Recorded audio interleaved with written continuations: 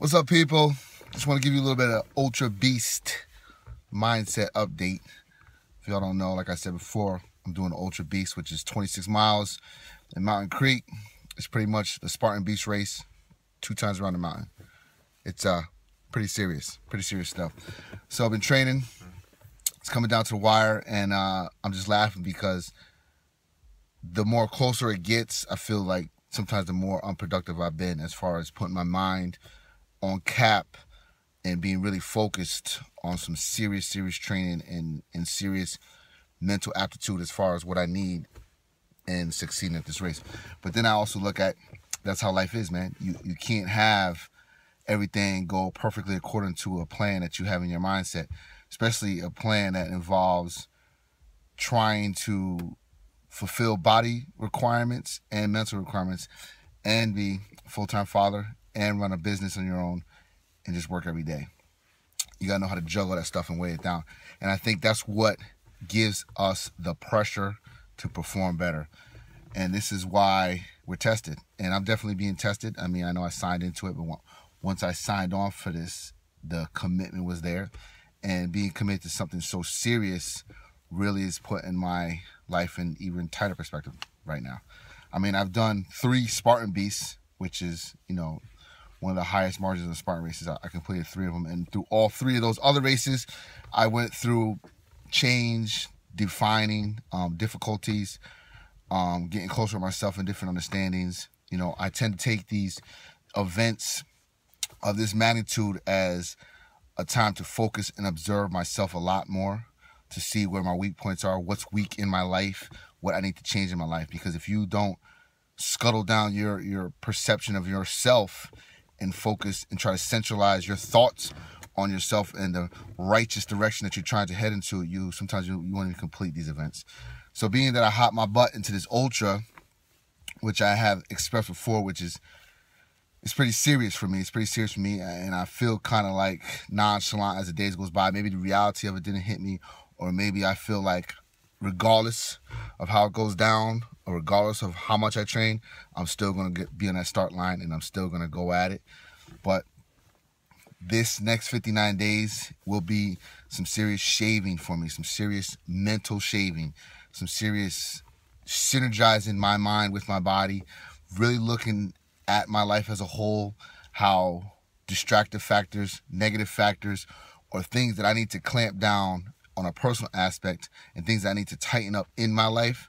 This is going to be that final row, because you have to be like almost in a pure free state of mind to even participate in these events. Even though you have to have a reason to why you're doing it. I have the reason because I like to conquer. I want to be successful. I want to push myself to a margin that I really have to cap down and focus on something within myself as a unit to complete.